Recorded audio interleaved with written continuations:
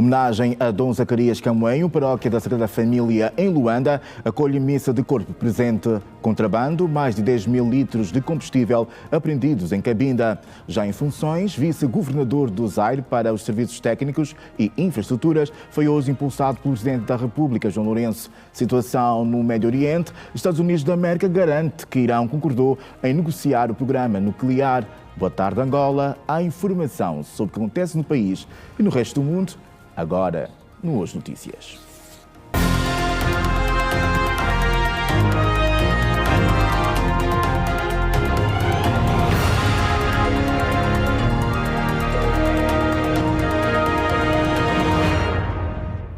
Mais uma vez, boa tarde, Angola. Bem-vindo à atualidade informativa aqui no Hoje Notícias. Temos todo o interesse em mantê-lo informado. Com o objetivo de apresentar oportunidades de investimentos, o Ministério dos Transportes e Logística e a Banca Nacional estreitaram laços na promoção da economia. Os bancos vão assumir os seus papéis, assumindo os fluxos financeiros e a promoção de investimentos diretos. Criamos aqui uma oportunidade de diálogo com o setor bancário, procurando partilhar o conjunto de ações que fomos implementando ao longo destes últimos anos, mas também e acima de tudo procurando partilhar aquilo que são as oportunidades que temos a nível do setor, seja a nível dos grandes investimentos estruturantes, seja também oportunidades que há junto das nossas empresas e empresas que sejam públicas, sejam de domínio público ou até privadas. Portanto, na prática, estamos aqui a tentar promover uma ligação mais estreita entre o setor bancário nacional e o setor dos transportes e logística. Temos muitos aspectos da natureza das nossas atividades com muitas semelhanças e achamos que, de facto, precisamos de estreitar essa relação e termos mais setor bancário a promover a nossa economia e apoiar o esforço de diversificação, acima de tudo, que é o grande objetivo do Executivo. Nós estamos à procura de financiamento exclusivo e direto ao Governo, portanto, estamos aqui a chamar a banca para apoiar. Temos que ter noção de que estamos todos muito apostados na redução do gap de infraestruturas, que muitas vezes Sua Excelência Presidente João Manuel Gonçalves Lourenço faz referência, e temos que encontrar soluções inovadoras que ultrapassem aquilo que é o limite de investimento público por via do Orçamento Geral do Estado, e achamos que a banca tem sim um papel fundamental nesse suporte complementar aos investimentos e ao esforço de investimento que já está a ser feito pelo próprio Executivo. Portanto, este encontro visa exatamente isso, chamar os nossos bancos a terem uma participação mais ativa, mais presente, neste suporte à atividade não só dos transportes e logística, mas de outros setores da economia, e com isso todos e juntos promovermos a diversificação. Já se encontra em funções o novo administrador no executivo do BNA, Gilberto Caliato, que foi impulsado na última terça-feira pelo Ministro do Estado para a Coordenação Económica, José de Lima Massano. Gilberto Rodrigues Caliato foi nomeado em abril deste ano pelo Presidente da República, João Lourenço. O novo administrador não executivo do Banco Nacional de Angola foi impulsado na tarde desta terça-feira pelo Ministro de Estado para a Coordenação Económica, José de Lima Massano. Na ocasião, o Ministro de Estado destacou que o novo membro do Conselho de Administração do BNA vem reforçar competências técnicas que existem entre os quadros do Banco Nacional de Angola. O Dr. Gilberto vai continuar.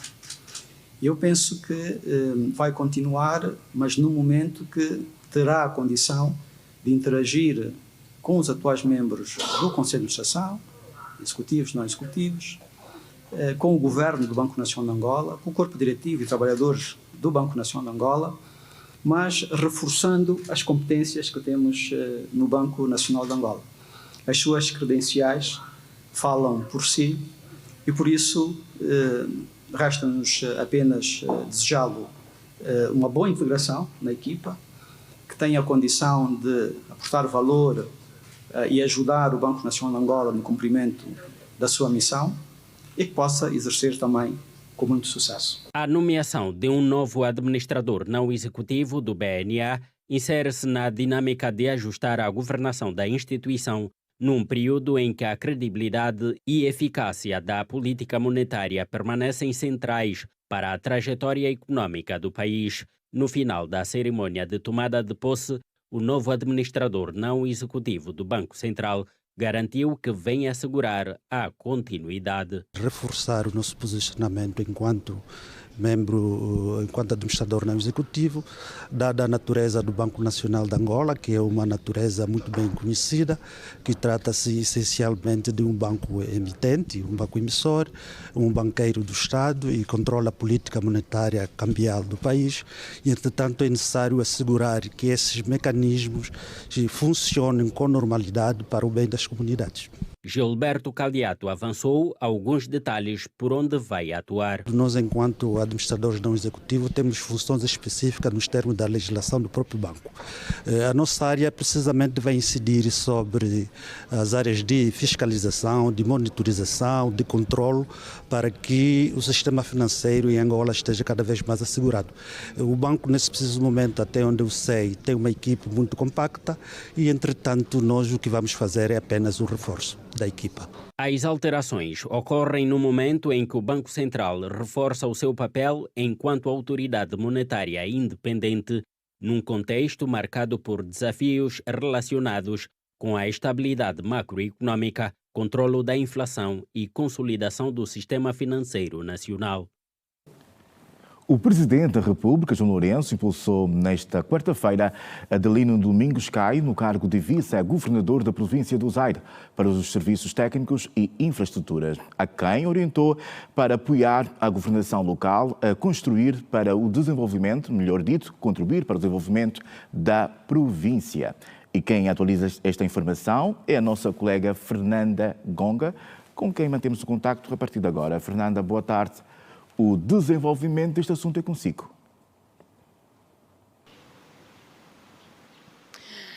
Ora, precisamente, muito boa tarde. Respondemos a partir daqui do Palácio Presidencial da Cidade Alta, onde o Presidente da República conferiu posse ao novo vice-governador para a área técnica da província do Zaire, Adelino Domingos Cai, a quem o chefe de Estado desejou sucessos e também recomendou empenho no exercício das suas funções e igualmente recomendou que trabalhe de lado a lado ao governador da província do Zaire.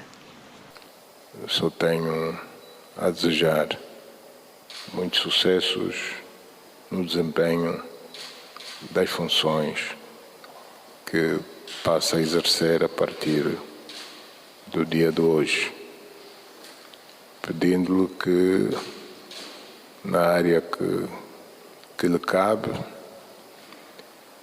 dê todo o apoio ao Sr. Governador para que a província do Zaire possa conhecer melhores dias.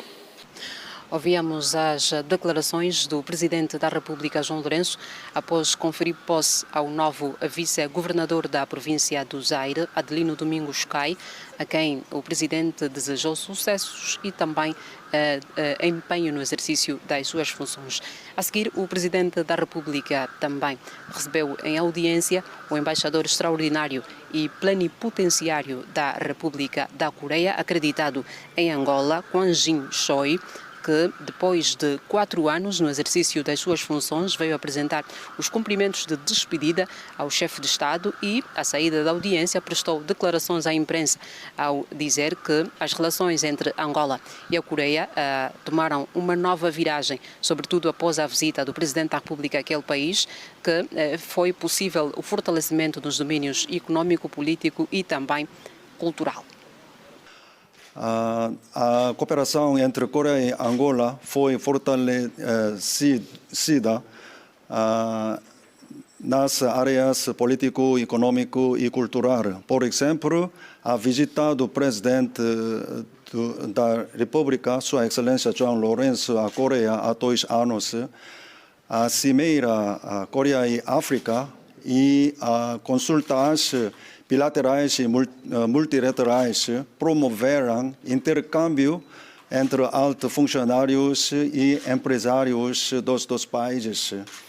Como resultado, o volume de comércios dos dois países aumentou 5 vezes e a cooperação para o desenvolvimento existe-se nas áreas de segurança pública e saúde e educação e agricultura, etc.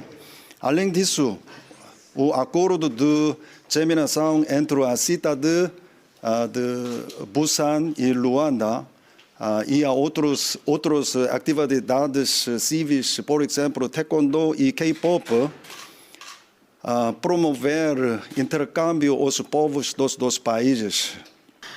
Ouvimos as declarações do embaixador extraordinário e plenipotenciário da Coreia, acreditado em Angola, que veio apresentar os cumprimentos de despedida ao presidente da República após cumprir 4 anos enquanto diplomata coreano aqui em Angola. São, nesta altura, as declarações que nós podemos avançar, certamente com mais detalhes daquilo que foi a tomada de posse e também esta audiência nos próximos serviços de informação da Rede Girassol. Cumprimentos de Josué Massoaco e Fernanda Gonga, a partir daqui do Palácio Presidencial da Cidade Alta.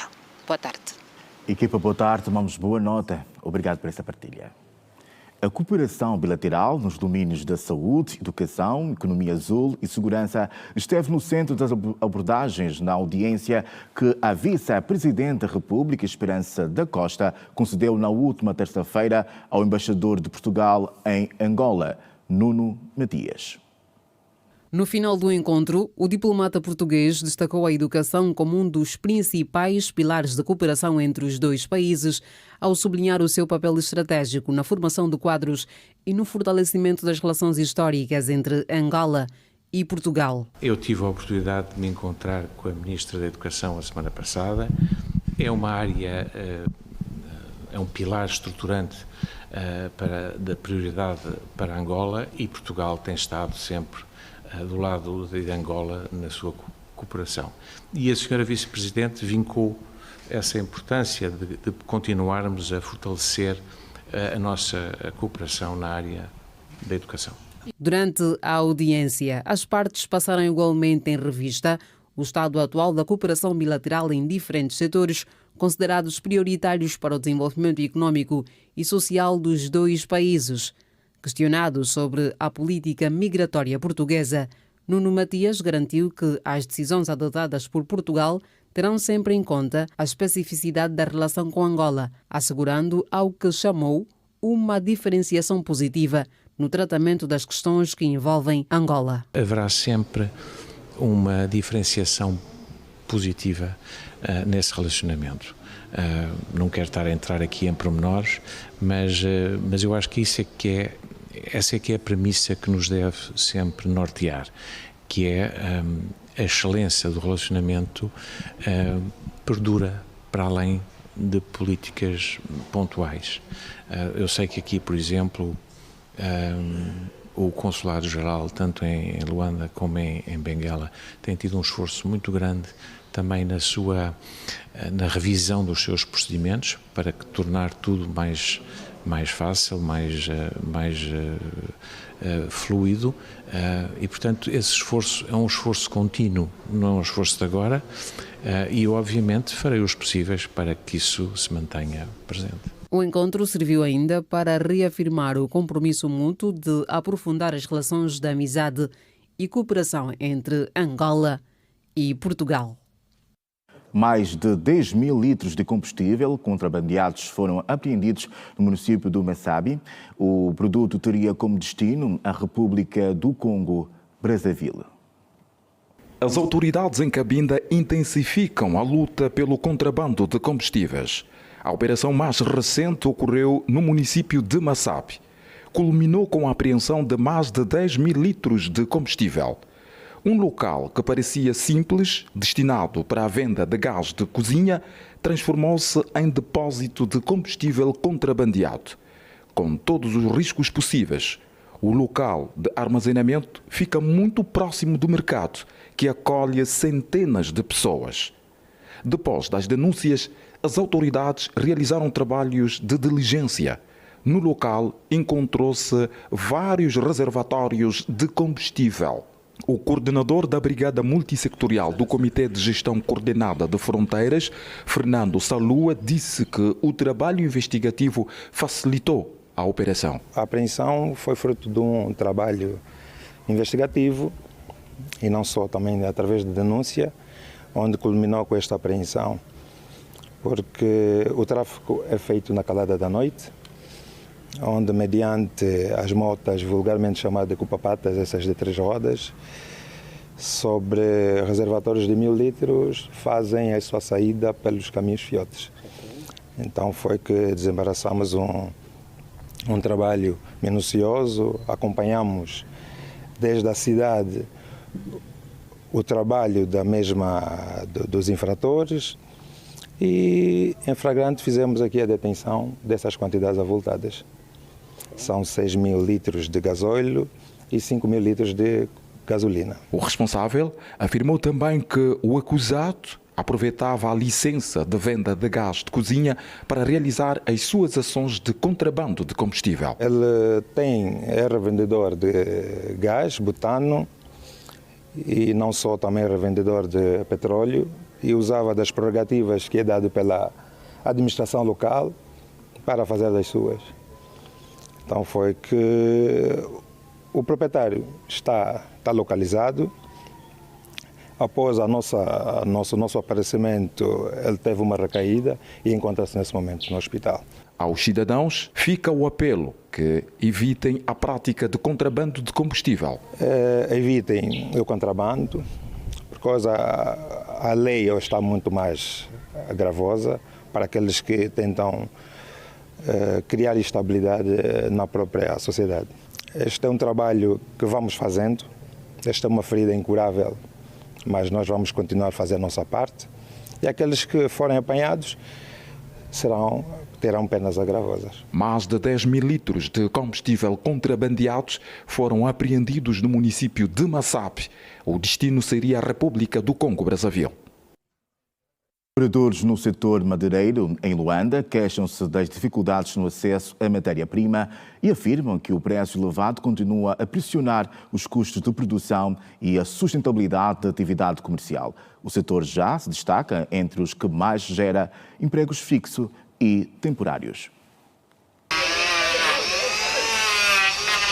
Atenção, concentração, precisão. 3 ingredientes indispensáveis para quem transforma madeira em sonhos com forma e utilidade. Ser marceneiro é um trabalho muito difícil, tendo em conta com a realidade que nós estamos a ter. Isto é, sobretudo, na questão da aquisição dos materiais, que tanto o nosso objeto de trabalho é a madeira, que é um trabalho pesado. Conforme pode ver, essas madeiras são madeiras pesadas. Pegar uma madeira como essa aqui e trabalhar nesse tipo de trabalho só tem que ser mesmo amor à camisola. Pronto, amor à profissão, em suma. E entre o pó da madeira e o barulho constante das máquinas, há histórias a serem construídas. Quando a madeira chega, e porque a madeira, quando foi cerrada já a partir das matas, quando chega aqui, vem tipo com uma espessura mais grossa.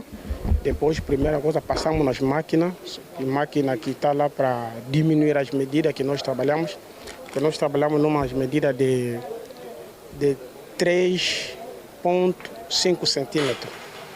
E aí, depois de limpar, depois vamos começar a cortar as medidas consoante do trabalho que você vai fazer.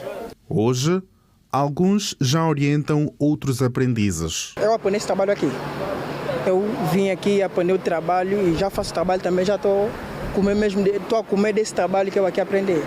Então eu vim aqui como ajudante, já sou mestre, faço trabalho também. Eu mesmo que eu faço nos outros, recebo, ensino, também vai andando. Quase todos os dias aparecem jovens à procura de uma oportunidade, mas nem todos resistem. Poucos jovens aderem a esse tipo de trabalho. Por quê? Porque acham que é um trabalho muito difícil, é um trabalho pesado. E os jovens querem mais a questão da facilidade para outros tipos de trabalho. Aparece de vez em quando jovens que mais de 5 jovens por dia ou por semana que vêm aqui à procura de emprego. Mas isso independentemente, há jovens que vêm à procura de emprego para trabalhar e ganhar salário, mas há quem vem aqui para aprender. Então nós aqui ninguém ganha salário e também ninguém paga ninguém. Então nós aqui trabalhamos, somos trabalhadores independentes.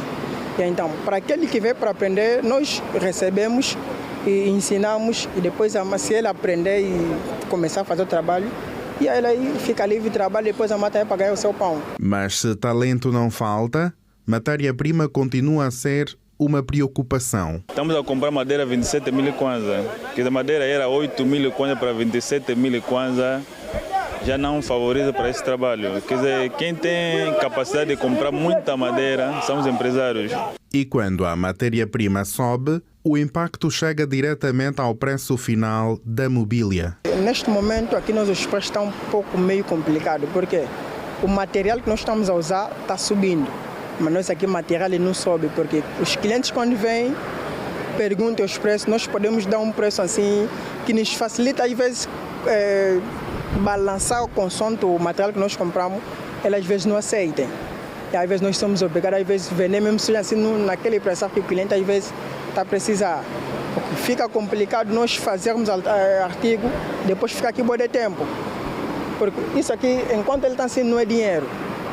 E aí somente é um material. Mas então, enquanto nós estamos a passar dinheiro, também às vezes somos obrigados às vezes a vender naquele preço que o cliente está para ser complicado. Da madeira nasce o sustento. Camas, armários, portas, guarda-fatos, mesas, cadeiras, entre outros. Olhamos agora para os materiais de construção produzidos internamente, o nível de preferência dos consumidores e os preços praticados no mercado. É o caso concreto da chapa de zinco feita em Angola. Uma folha está a ser comercializada ao mercado no preço de 27 mil kwanzas. Acompanhe agora a reportagem de Mandela Silva. O índice de preços de alguns materiais de construção produzidos em Angola apresenta uma variação diária significativa. O preço de um atado de varões de ferro de 12 milímetros, fabricado em Angola, por exemplo, está a ser vendido a 75 mil kwanzas, um valor que, como dizem as vendedoras, está muito acima da capacidade do bolso do cidadão, como nos conta a senhora Cristina da Costa. No atado geralmente vem 10 varões e cada varões varia consoante os preços. O nacional nesse momento estamos a vender a 7.500 até 7.000 kwanza de 200 kwanza. E o americano estamos a vender a 8 até 7.800 kwanza. Geralmente por causa agora da subida do varão americano, o nacional também começou a ter aceitação no mercado. Se bem que ainda temos uma ligeira diferença entre o americano e o nacional. Mas o nacional também já tem saído mesmo. E por sua vez, a senhora Leonor Alberto, vendedora de tubos e chapas no mercado da Madeira, afirma que há muito material de construção no mercado nacional, mas a subida vertiginosa dos preços fez desaparecer os clientes. Uma chapa de zinco de 6 metros está no valor de 27 mil kwanzas, disse. Os preços de 0,45 na loja você vai encontrar a 27 mil. Agora, quando é que eu vou vender aqui no mercado? Com transporte é meu. Agora, o bom tubo também está dos 8.016. Quando é que eu vou vender no mercado? Então, compramos também essa chapa que está normal, que está a 13 mil. Eu também vendo 12 ou 12.500. O material está assim. Tem cliente que quer só boa qualidade. Tem também cliente que leva essas coisas para se ajeitar o trabalho. Entretanto, mesmo o material de canalização produzido no país não tem muita saída no mercado informal devido também à concorrência da enorme quantidade de lojas de cidadãos estrangeiros. Os preços estão cada vez mais altos, mas a qualidade do produto é diferente do material importado. Os clientes não aparecem porque as lojas nos meteram muita loja aqui, nós aqui no mercado estamos a sofrer muito mesmo, por causa das lojas. Nós aqui não há mais cliente que entra aqui no mercado. Ficamos de manhã até a tarde, é mesmo só se sacudir, estamos aí. Outros querem mesmo o original, que sai fora. Também nós aqui dentro estamos a vender mesmo material que sai fora. Então é que lhes faz chegar um pouco aqui dentro. Eutília Teca diz haver pouca oferta de madeira no mercado nacional o que tem causado constrangimentos quando há solicitação de alguma quantidade por parte de algum cliente. Não, a oferta é pouco, a madeira está difícil. A procura está demais, os clientes aparecem, só que o produto é que está difícil. Os que produzem o produto têm que produzir mais e não pararem, porque se parar também nós entramos em falência. Por outro lado, o cimento nacional registrou uma baixa de preço se comparado a novembro de 2025, de um valor de 10 mil kwanzas para os atuais 6.500 kwanzas em maio de 2026. Vendedoras apelam que se adote políticas de redução de preços para os produtos feitos em Angola para facilitar a realização pela juventude do sonho da casa própria. O momento agora é para a primeira pausa desta edição. Voltamos logo a seguir com mais informação nacional e internacional. Até já.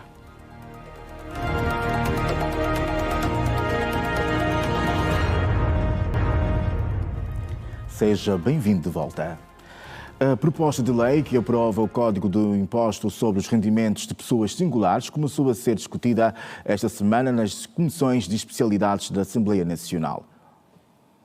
Durante a discussão na especialidade da proposta de lei que aprova o Código de Imposto sobre os rendimentos de pessoas singulares, os deputados apresentaram as suas contribuições e seus questionamentos quanto à lei que começou hoje a ser discutida na 5ª Comissão da Assembleia Nacional de Economia e Finanças. A deputada Lourdes Caposso sugere que no documento seja incluída a tributação dos rendimentos obtidos fora do país. Por isso é que eu proponho mesmo o capítulo de uma secção separada para ter um artigo específico sobre rendimentos obtidos fora do território nacional, para nós entendermos se vai via magia, se vai via rendimentos, acordos de dupla tributação, como é que vai se controlar em Portugal, nos Estados Unidos, na França, nas Ilhas Caimão. Eu preciso de entender bem qual é a estratégia do proponente para poder tributar os rendimentos obtidos fora do país. Quanto aos camponeses, o deputado Januário Moçambo demonstra a seguinte preocupação. Uma boa parte de agricultores não tem acesso à terra e os que têm são muito poucos, mas uma boa parte trabalham, sim senhora, exercem atividade, mas não de uma forma, tanto não são formais, tanto fazem atividade sazonalmente, fazem atividade em função tanto por iniciativa própria, em alguns casos.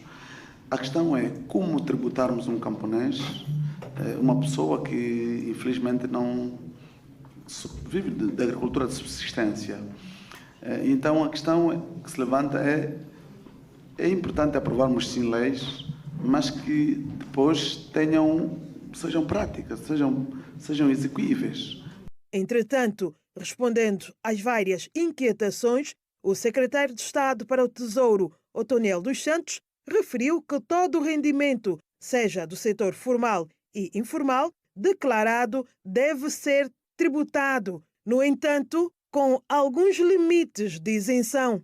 Efetivamente, as limites mínimos e isenções definidas que permitirão que todos os entes sujeitos ao pagamento de impostos, quer aqueles que estejam no setor formal como no setor informal, não estejam sujeitos ao pagamento de impostos. E aqui estamos claramente a falar da categoria de entidades aqui referidas, como zungueiras, como outros tipos de entidades que não tendo ou não atingindo o limiar, não estão sujeitas à lei. Segundo os parlamentares, o objetivo da proposta é modernizar e simplificar o sistema tributário nacional, garantindo maior justiça fiscal sem penalizar os cidadãos com menores rendimentos. Em Luanda, para quem tem crianças, encontrar um parque infantil com um mínimo de segurança e higiene não é tarefa fácil. A maioria dos espaços de lazer infantis dividem-se em iniciativas privadas localizadas em centros comerciais, condomínios fechados ou complexos de entretenimento pagos. Confira a reportagem de Vinícius Mateus. Nenhuma criança resiste a um baloiço ou a um escorrega. Não há nada que desperte mais entusiasmo nos mais pequenos do que uma visita ao parque infantil. Foi a pensar nisso que a equipa da Girassol saiu à procura de parques infantis para avaliar as condições destes espaços destinados ao lazer e desenvolvimento das crianças. Dados publicados em 2018 apontavam que Luanda contava naquela altura apenas com 10 parques infantis públicos que apresentassem o mínimo de condições de higiene e segurança. Eu vou no parque das 10, das 9 até as 10 vou para casa, vou para a escola, regresso novamente aqui no parque das 17 até as 20, 21 horas. Acredito eu que há poucos parques e nesses poucos que temos, se dessem continuidade e reabilitassem todos eles, seria um benéfico para o povo luandense. E eu acredito que se nós tivéssemos mais parques infantis, evitaríamos aquela de ter crianças a brincarem na rua. Há parques que não têm uma retirada do lixo regular e isso acaba também prejudicando na questão de saúde. A maioria dos espaços de lazer infantil estruturados na capital dividem-se entre iniciativas privadas localizadas em centros comerciais, condomínios fechados ou complexos de entretenimento pagos. No Largo do Bocage, localizado na Vila Alice, encontramos um cenário de abandono. As térmitas tomam conta das estruturas de madeira que em tempos sustentavam os baloiços e garantiam momentos de diversão às crianças. O mesmo cenário encontramos no bairro Popular, reconstruído em 2006. O Parque Infantil Augusto Gangula não tem cumprido com a sua função social. Já não há muitos, né? E poucos que há já não têm perfeitas condições, mas ainda há pelo menos algumas coisas que as crianças podem fazer lá. Aqui na Samba encontramos este parque de lazer. Como podemos ver atrás de mim, vários equipamentos de treino. As crianças saem da escola e param exatamente neste local e usam os equipamentos como brinquedos. A exemplo disso, temos este menino. Ele usa o equipamento sem ter noção para que serve. Exercícios físicos. E exercícios físicos, porque como faz minha saúde, e estimula também os músculos. No passado havia muitos parques e as pessoas iam lá muito, frequentavam lá muito com as crianças, isso de fato era bom. Por exemplo, aqui no bairro Popular eu vejo muitas crianças, infelizmente, a brincarem aqui na estrada, jogam bola aqui na estrada e, de certa forma, isso é muito perigoso. Já vi crianças quase a serem atropeladas aqui nas estradas. Acho que se tivesse mais parques, eles estariam lá a se divertir, que será bem melhor e menos perigoso. Perante esta realidade, os munícipes defendem a construção e requalificação de mais parques infantis. Eu acho que o parque é como se fosse uma espécie de centro de networking. Eles conhecem quase todo tipo de pessoas, têm diferentes tipos de experiência. Deixo a mensagem, né, da revisão das condições dos parques para os sítios que não têm a análise prévia, né, para a montagem das melhores condições possíveis para nossas crianças. Chegam esta tarde ao Lubango os restos mortais do arcebispo emérito Dom Zacarias Camanho. O Joaquim Correia encontra-se no Lubango e traz outras informações sobre este assunto. Vamos manter contato com o nosso colega agora. Boa tarde. O desenvolvimento deste assunto é consigo. Boa tarde para si, boa tarde também para os telespectadores. Estamos em direto a partir da cidade do Lubango, do pátio da Igreja da Sé Catedral, onde vão decorrer algumas das cerimónias fúnebres do arcebispo emérito desta cidade, Dom Zacarias Camoanho, falecido na passada sexta-feira em Luanda, vítima de doença. Vamos chegar à fala com o padre Alexandre Barato, que é o vigário episcopal do Lubango, que nos vai falar de todo o cerimonial fúnebre que vai culminar nesta quinta-feira com o sepultamento dos restos mortais de Dom Zacarias Camoanho. Boa tarde, senhor padre, em direto para a Rede Girassol. O que temos do programa depois da chegada dos restos mortais? Muito obrigado, ouvintes da Rádio Girassol. Agradecemos a oportunidade que nos dão para passarmos aquilo que é o programa das exéquias de Sua Excelência Reverendíssima Dom Zacarias Camoanho, arcebispo emérito da Arquidiocese de Lubango. O programa publicado não foi retificado. Queremos tudo fazer para ver se às 15h16 recebamos a urna que traz os restos mortais de Sua Excelência, e do aeroporto o corpo segue até o Hospital Central para verificação junto da medicina legal, e do hospital então segue, virá até aqui a Sé Catedral, a paróquia mãe, e desde o momento que chega a urna vai acontecer o velório ao longo de toda a noite, mas às 17h, logo que o corpo chega, então teremos a apresentação de condolências, conforme está na programação. Primeiro estarão ali os partidos governo, os membros do governo, depois os partidos políticos, os deputados da Assembleia Nacional, as instituições e a sociedade civil. Essa cerimônia vai até às 19h e dali cortamos para a primeira missa. Desde as 19h, a primeira missa teremos uma segunda, uma terceira, quarta, até às 4h teremos 6 missas.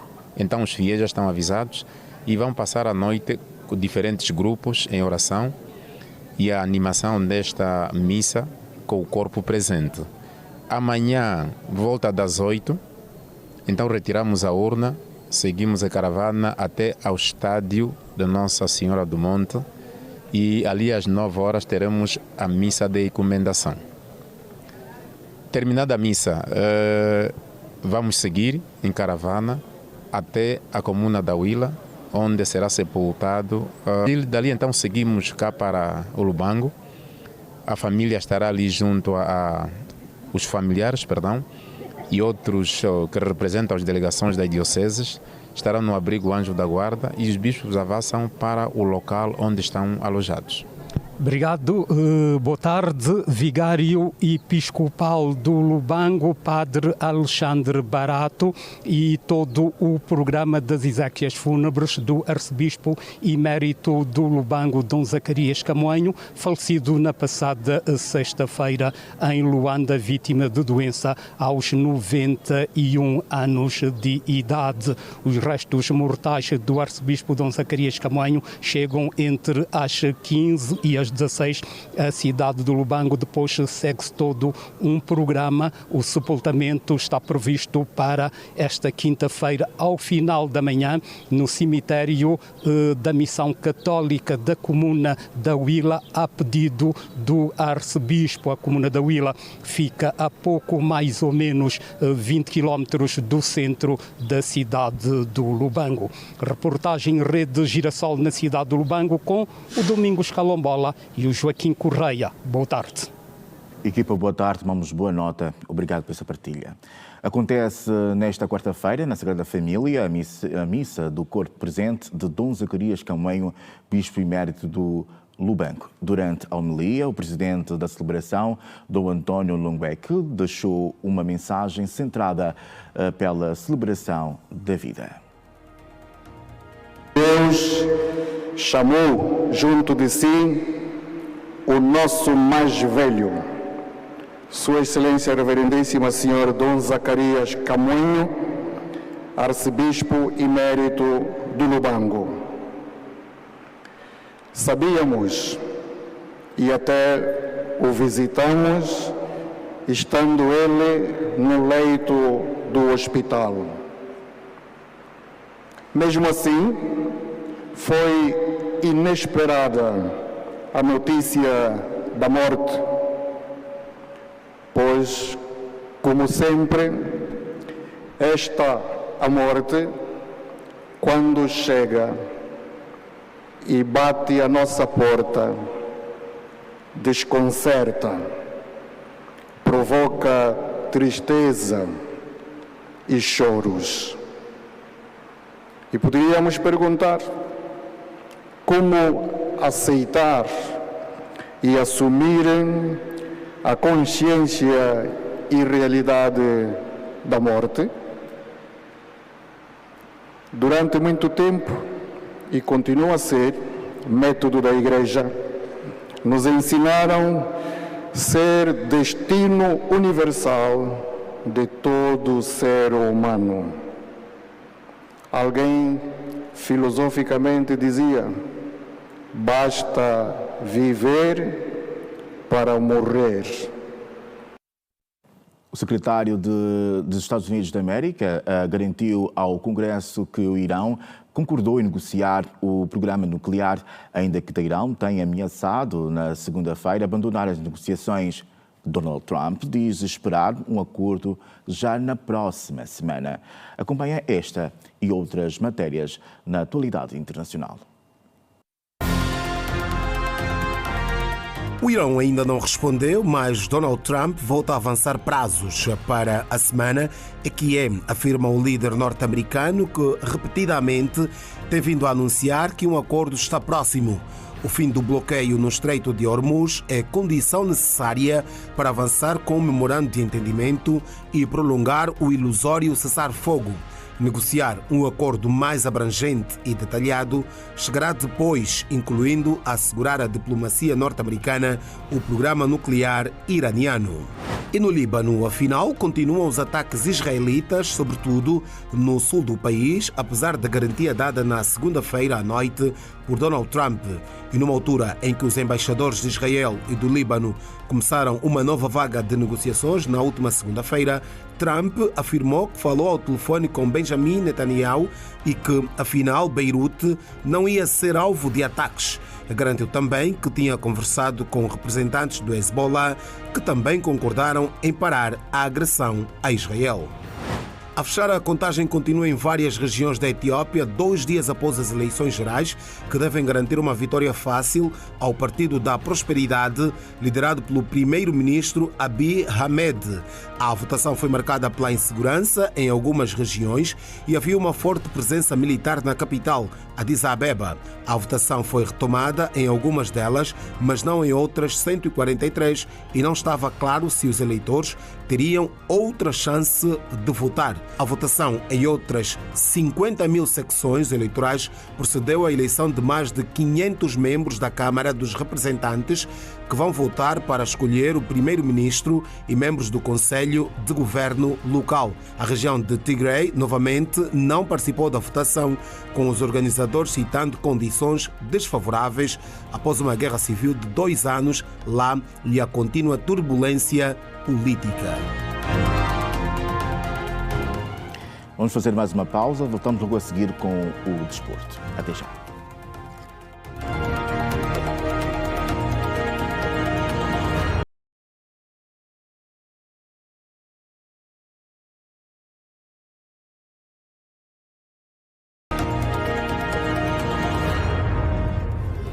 Seja bem-vindo de volta à atualidade informativa aqui no Hoje Notícias. Já sabe, temos todo o interesse em mantê-lo bem informado.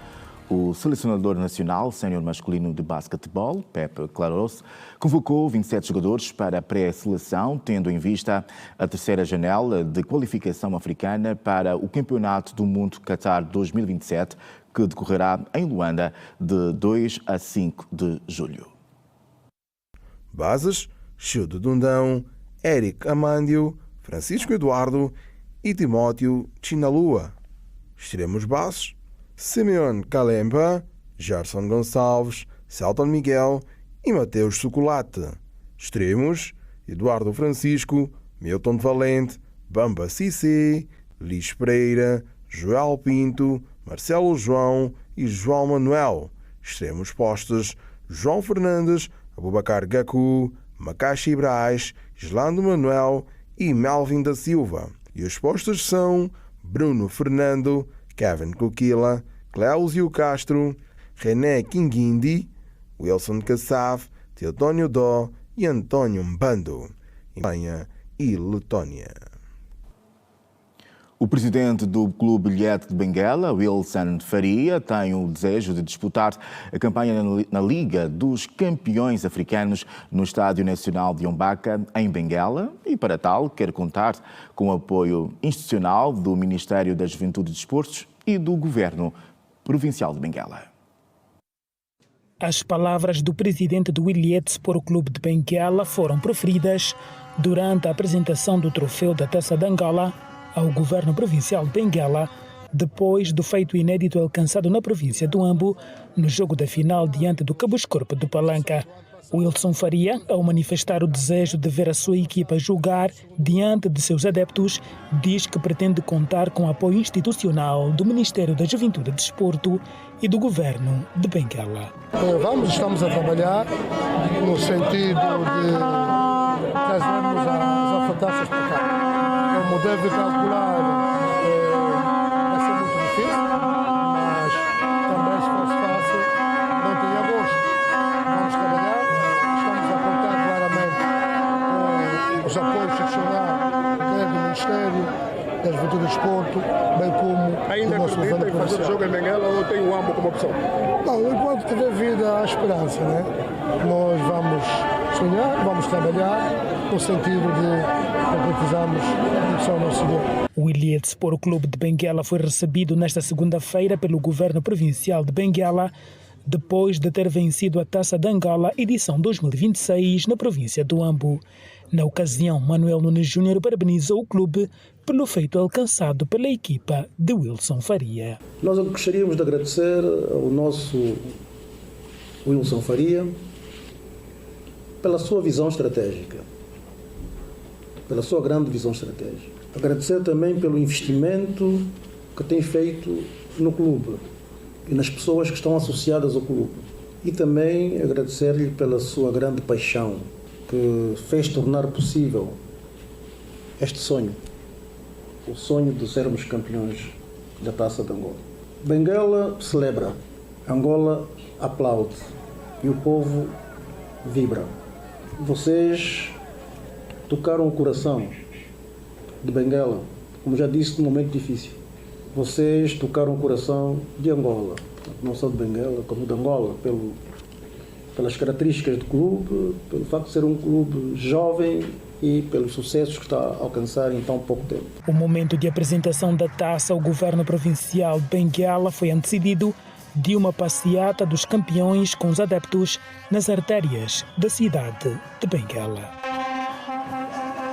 E assim estão contadas as principais notícias de Angola e do resto do mundo. Boa tarde, fique bem. Até o nosso próximo encontro.